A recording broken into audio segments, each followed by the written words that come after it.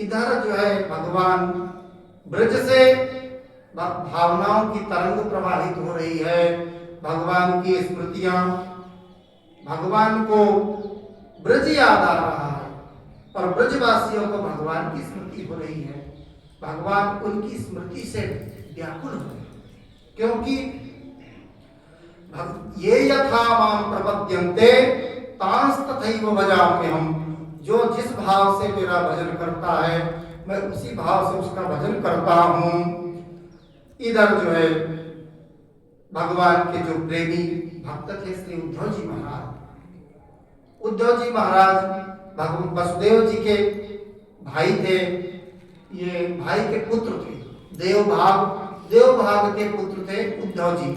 उद्धव जी बचपन से ही भगवान की भक्ति में सदा लीन रहते थे और भगवान के सदैव निकट रहते थे। तो उद्धव जी महाराज भगवान के निकट बैठे थे तो भगवान ने क्या कहा, उद्धव मोहि ब्रज बिसरत नाही, हंस सुता की सुंदर कलरव अरु कदमन की छाही, उद्धव मोहि ब्रज बिसरत नाही, मुझे ब्रज की स्मृति आ रही है। तो उद्धव जी महाराज ने भगवान को विविध प्रकार से ज्ञानोपदेश किए, क्योंकि बृहस्पति जी के साक्षात शिष्य हैं और बुद्धि में अत्यंत पारंगत हैं। तो भगवान ने कहा कि उद्धव जी अब जो है आपका हमारा सदैव निकटता का रहेगा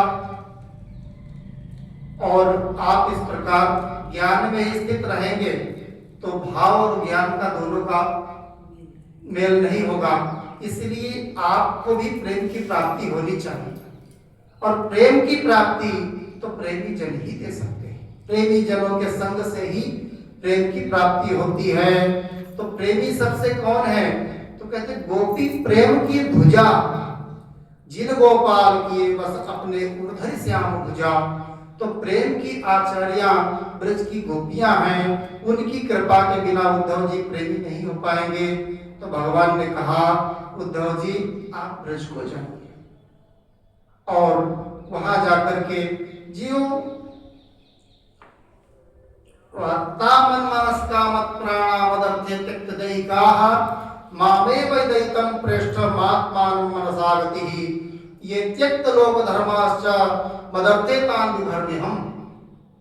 वो एक केवल मेरे में ही प्राण तन मन सब कुछ मेरे लिए ही अर्पण है, मेरे लिए जी रही हैं और मैं ही सर्वस्व उनका हूँ और लोक परलोक सब कुछ मेरे लिए त्याग करके मेरे लिए ही जीवन धारण किए बैठी हैं। तो आप वहां जाओ। कृष्णेनाम प्रवरो मंत्री कृष्णस्य दहितः सखा शिष्यो बृहस्पते साक्षात् उद्धवो बुद्धि सप्तमः। अब जो है उद्धव जी को भगवान ने कहा कि आप ब्रज को जाओ, लेकिन एक काम अवश्य कीजिएगा। भगवान ने अपना प्रसादी वस्त्र उद्धव जी को दिए और भगवान की वस्त्र धारण करके, क्योंकि भगवान के सिवाय ब्रजवासी और किसी को नहीं जानते, तो किसी भगवान के माध्यम से ही उनसे मिलेंगे, सीधा ब्रजवासी का किसी को नहीं जानते। तो भगवान का प्रसादी वस्त्र धारण करके उद्धव जी महाराज ब्रज को प्रस्थान किए और वहां जाके क्या कहते हैं, भगवान उनको विदर्भ अनेक प्रकार से समझाए, बताए, उनकी महिमा बताई।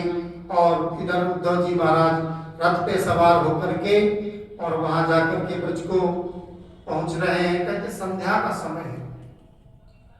उद्धव जी का रथ जैसे ही ब्रज की सीमा पे पहुंचा तो कहते हैं कि ग्वाल बाल दूर से वन से देखते रहते रात दिन टकटकी लगा करके कि हमारा कन्हैया कब आएगा कब आएगा।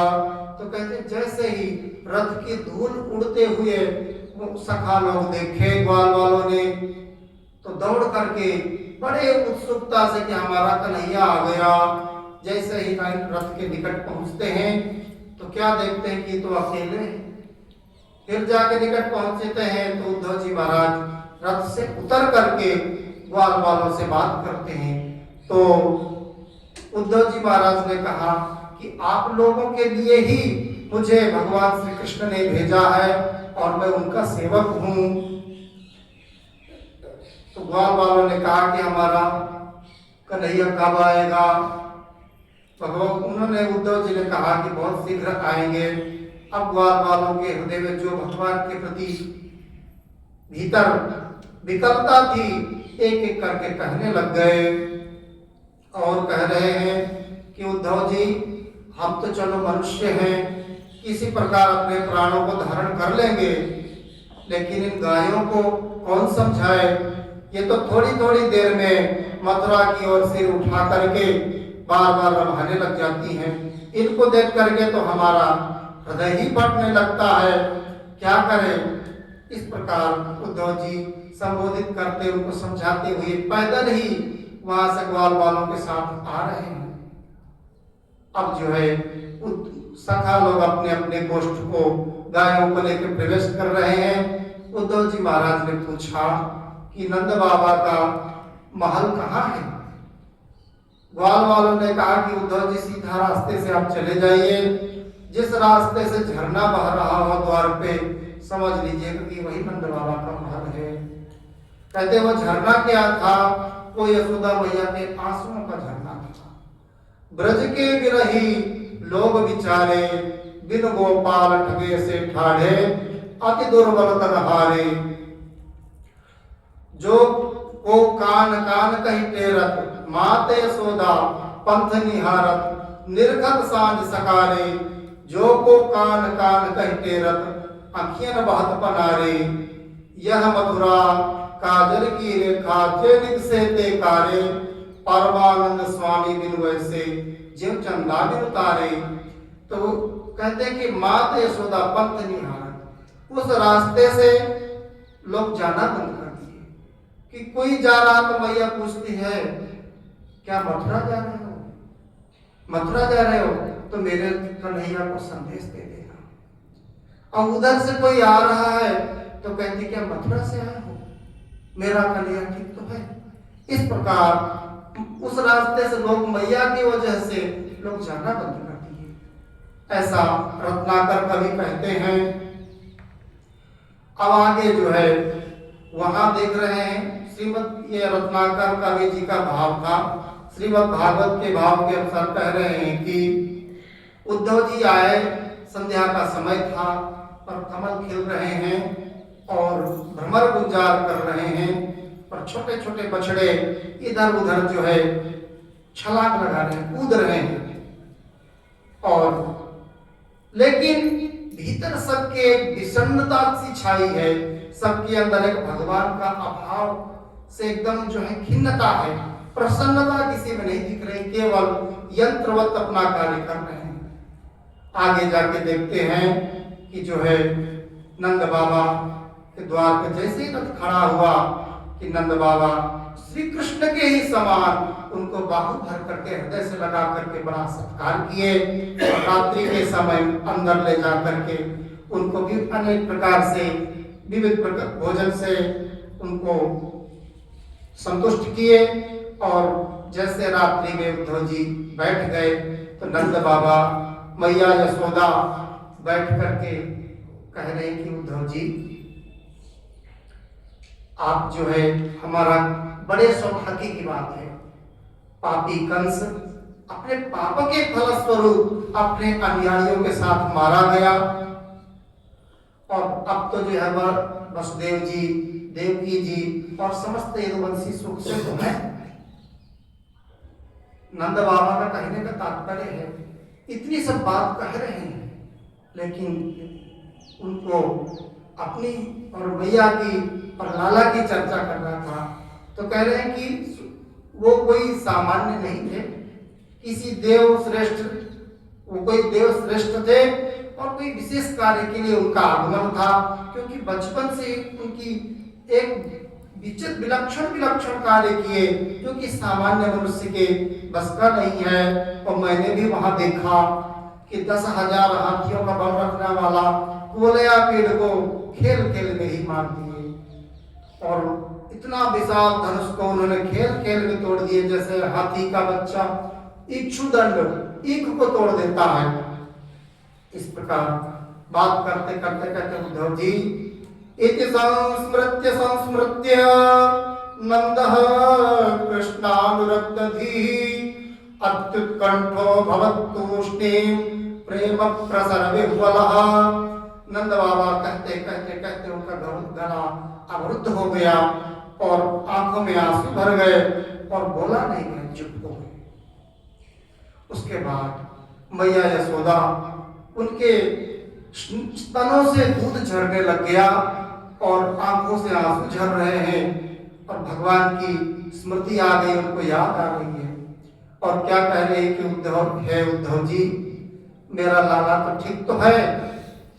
इस समय यहाँ पर जब भूख लगती थी तो मैं माखन रोटी मेरे से कह देता था, अब वहां मथुरा में उसको कौन ख्याल रखता होगा। ऐसा कहते कहते कहते उद्धव, मैं तो सब भूल जाऊंगी लेकिन वो नहीं भूलूंगी। अपने मक्खन से कोमल लाला को मैंने उखल से बांध दिया, ये हाय हाय कितना मैंने कष्ट उसको दिया, ये मेरे हृदय से नहीं भूलता है। ऐसा कहते कहते माता जो है मूर्छित हो गई। तो उद्धव जी उनका देख करके, देखो इनका क्या कितना अनुराग है भगवान में। युवां श्लाघ्यतमो नूनं देहिनामिह मानद नारायण खिल गुरौ यत्कृतामतिरीदृशी। कहते हैं कि अरे धन्य भाग्य है, आप दोनों महाभाग हैं। हे मैया, हे बाबा, आप साक्षात अखिल गुरु जगत गुरु भगवान नारायण ने ऐसी आपकी मत दी। ये जो है आप जिनको अपना पुत्र मानती है ना, ये आपके पुत्र नहीं है, ये अखिल विश्व के कारण हैं, सृष्टि के उत्पादक यही हैं। और इनमें प्रेम, जिनमें एक क्षण मन लगाने मात्र से उसको परम धाम की प्राप्ति हो जाती है। और उन अखिल गुरु परमात्मा में आपकी ऐसी प्रीति, धन्य है। आप चिंता न करें किसी प्रकार, वो बहुत शीघ्र आएंगे और आप लोगों को सुखी करेंगे, आप खेद न करें। इस प्रकार सारी रात्रि जब नंद बाबा भाव विह्वल हो जाते, उनकी वाणी रुक जाती, तो मैया बात करती। अब मैया जब भाव विह्वल हो जाती तो बाबा कन्हैया के विषय में चर्चा करते। इसी प्रकार बात करते करते सारी रात्रि व्यतीत हो गई और लगभग ब्राह्म मुहूर्त का समय होने लगा।